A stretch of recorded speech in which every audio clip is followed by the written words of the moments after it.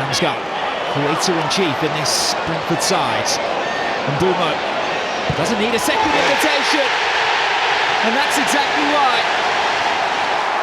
he's having his best ever Premier League goal scoring season.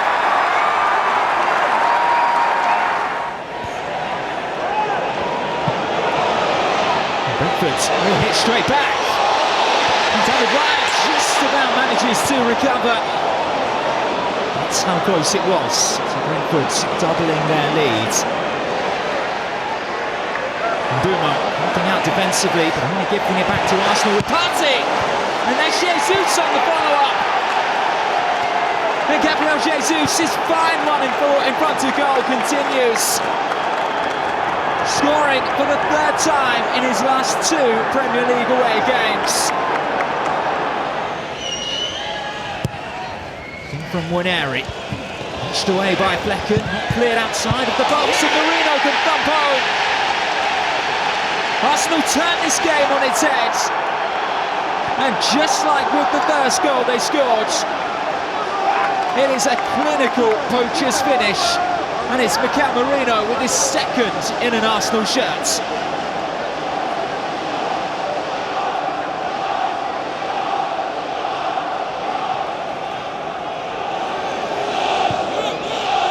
Waneri hooksing one in towards the far post. It's Martinelli, and it's 3. Waneri's cross causing all sorts of problems, and Gabriel Martinelli took a touch to set himself before burying it into that far corner. Arsenal assert their dominance. Arsenal have a 2-goal cushion. Right, did you just watch? How are the goals?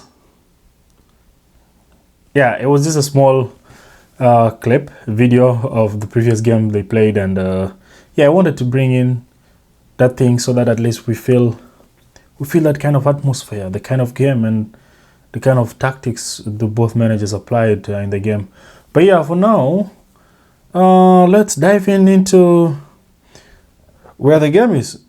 It's again, like I said, sorry about that.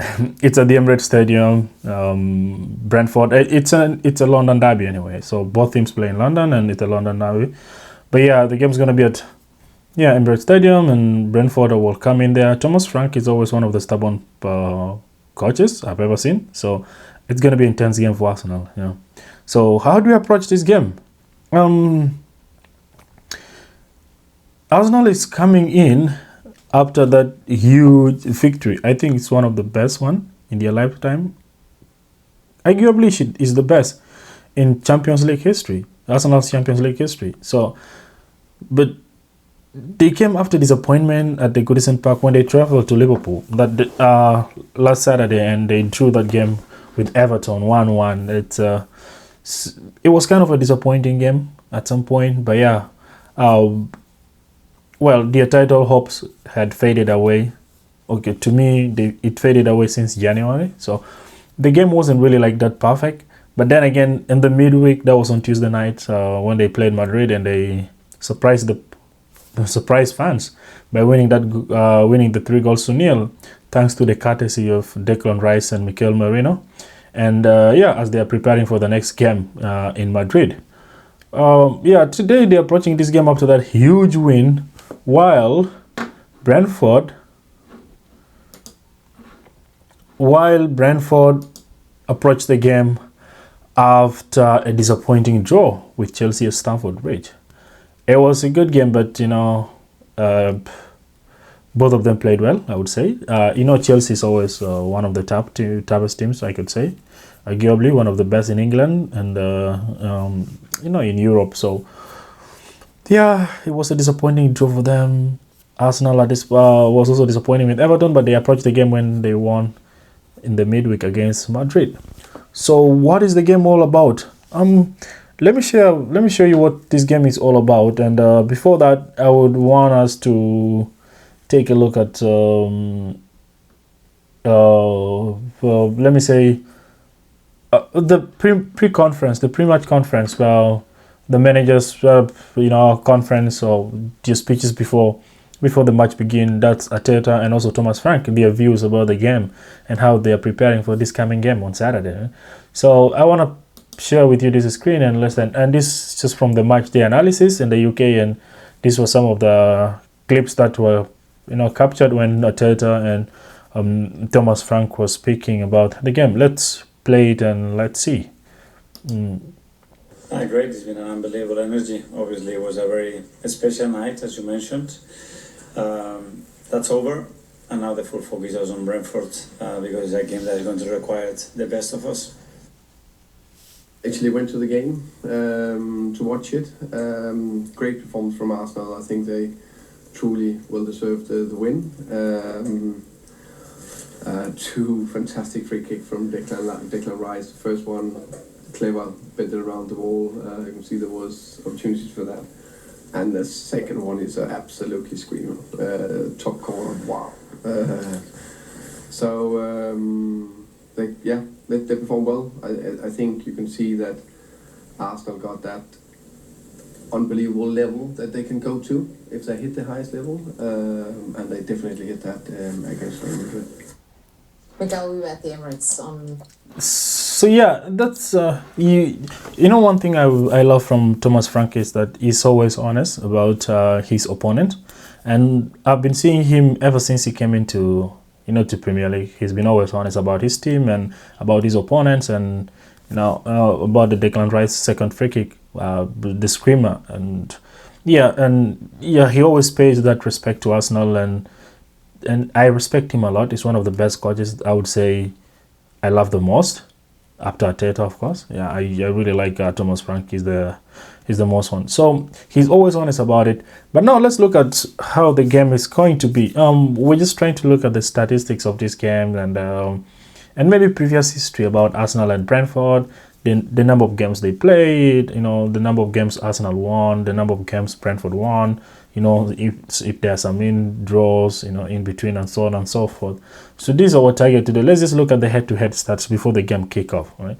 So when you look at the head-to-head stats, is that they played 7 games so far. Arsenal won 5. They won 1. If you remember the one when the first time they came to Premier League, that is Creamer, the 1-0. And I remember it was a Friday night, 2019 or kind of a thing.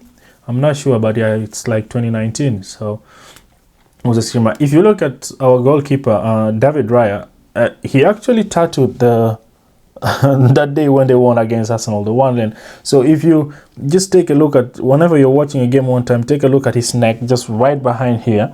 There's a tattoo in there, and that was the date when they beat Arsenal 1-0. That was after when they were promoted to English Premier League. So it's just a David Raya's, our goalkeeper currently, but yeah, he has that tattoo of winning against Arsenal.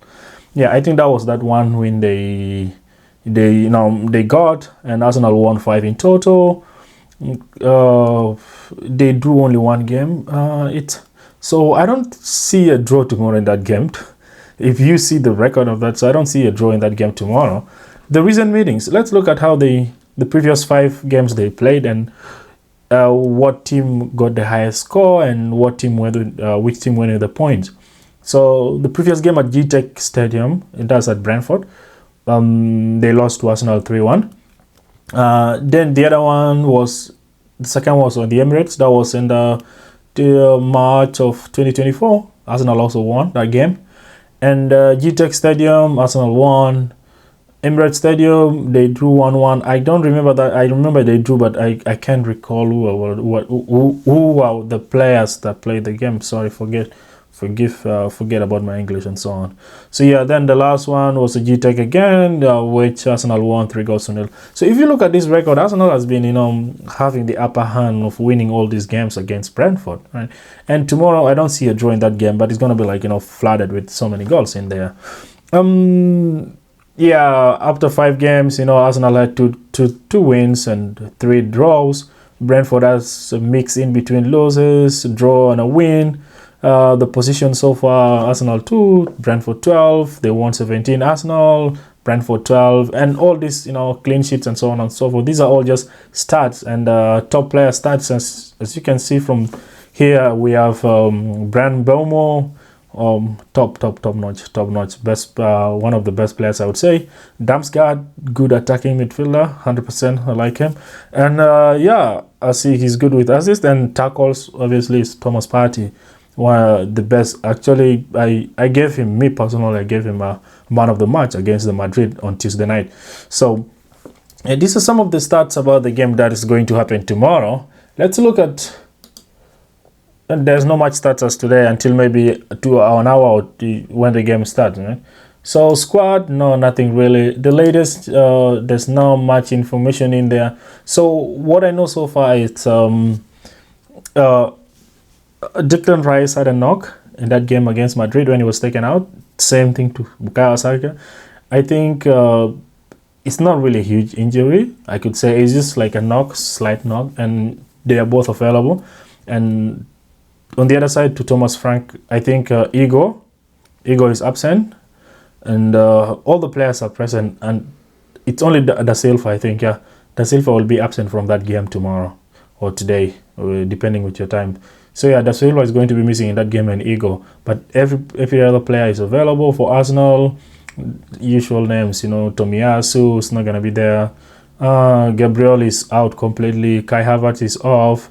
Calafiori is coming up. He's developing and coming up. And Kai Havertz is also away. We're not sure of that, but the doubt is on Bukayo Saka and Declan Rice.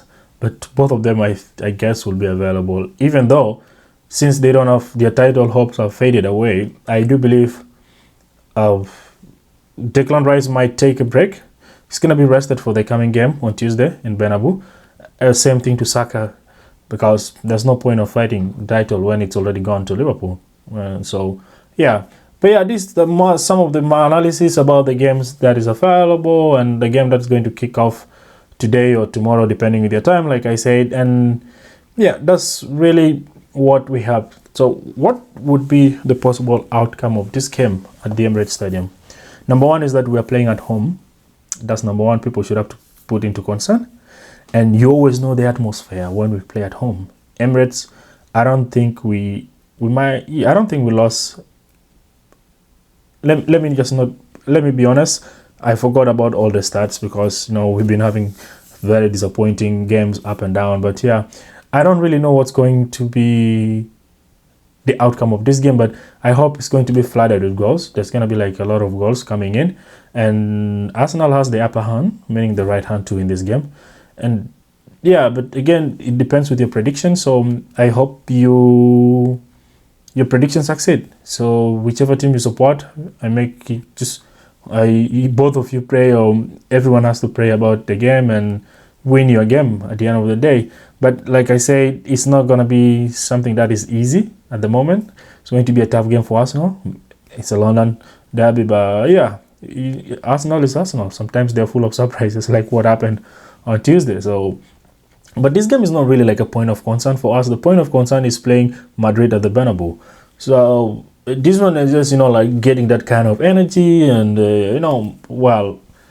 getting those points at least to secure our top 4 position, to go back to the Champions League again. But yeah, this is just slight info about the game, and yeah, best of luck to everybody watching the game tomorrow and also the previous games. And other than this game, we also have the match week of 32 games, match week 32 of all these games. We have the early kickoff tomorrow. Manchester City playing Crystal Palace. That's like one of our London team traveling to Manchester to play to meet City at the Etihad Stadium. Brighton, Hove and Albion hosting Leicester at their home ground. Nottingham Forest at the City ground welcoming Everton after that disappointing draw with Arsenal. Southampton, oh my goodness, at the South Coast playing Aston Villa, and they are hosting it at St. Mary's Stadium. Tomorrow, that's at 10 o'clock North American time. Then the last game to conclude the Saturday game is Arsenal and Brentford at Emirates Stadium. That's going to be at 12:30 North American time. So yeah, these are the 5 games kickoff for today or tomorrow. I would say today, North American time. Today, and yeah, I wish all the teams the best of luck as teams fight for top 4. Others are fighting for relegations like Southampton. I'm really not sure if they're going to come away from that, but it's like they are off completely. They won't be able to make it. So yeah, then afterwards will be followed by the Sunday games, which is Chelsea hosting Ipswich at Stamford Bridge, West Ham traveling all the way to Liverpool to play at the Anfield, and Wolves, hosting Spurs, and Newcastle, Super Sunday, they call it a Super Sunday, and Newcastle hosting Manchester United at St. James Park. So these are all the match week 32 games. Then we have a Monday night football. Yeah, Bournemouth Fulham. Oh, one of the most interesting ones. Yeah, definitely a watch. So yeah, just the match week of 32 EPL games. And yeah, Man City, like I said, it's going to be introducing us with Crystal Palace. So yeah, this is it. And these are the analysis for Arsenal and Brentford game today at 12:30 North American time. As of now, we are done. The analysis are done, and we're good to call it a pre-match analysis over. And before you go out and before the thing ends, or before this clip ends, please, I would like you to click the button below, subscribe, and show a like, thumbs up for your boy. Like I said, it's the beginning of it, and it's not gonna be the end of it. We're coming forward, and we're coming to you. We're coming to everybody, and we're going to make it huge one, especially for soccer or football fans. So yeah, thumbs up again, show a like, promote your boy, and let's make it the Arsenal way. And not even Arsenal way, but we're making it the more Premier League way. Okay. As of now, till I see you at the end of March 32, which is a Monday, 14th April, the conclusion of all these games. As of now, all the best and best of luck to everything you're doing down there. And please don't forget to subscribe, the link below, and yeah, show thumbs up. And I'll see you in the next round. Bye for now, and